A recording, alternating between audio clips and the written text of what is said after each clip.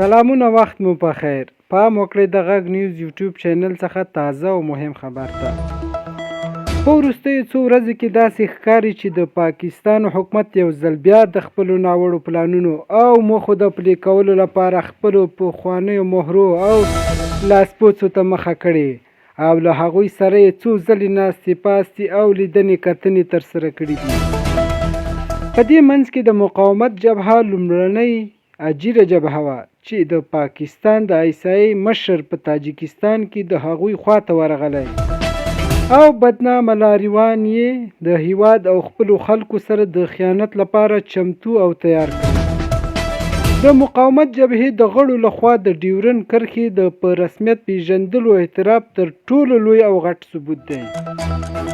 د هغو راپورونو له مخې چې د هندوکش غږ لخوا خپاره شوي د پاکستان ایسایي د خپلو پخوانیو اجیرانو او لاسپوڅو د جلب او جذب لپاره لاس په کار شوی او یو لړپوړی پلاوی ترکیې ته د پخواني حکومت له چارواکو او په بهر کې د مخالفینو د جبهو له مشرانو سره د لیدلو لپاره لیږلی و.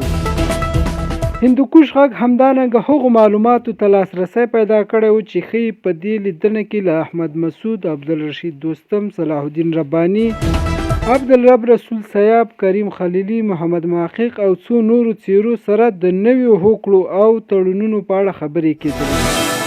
هغه کسان چې د پاکستان له حکومت سره د دښمنۍ له ادعا سره اوس د خپلو ګټو او موخو د ترلاسه کولو لپاره د پاکستان د غلامۍ پړی پر غاړه اچولی.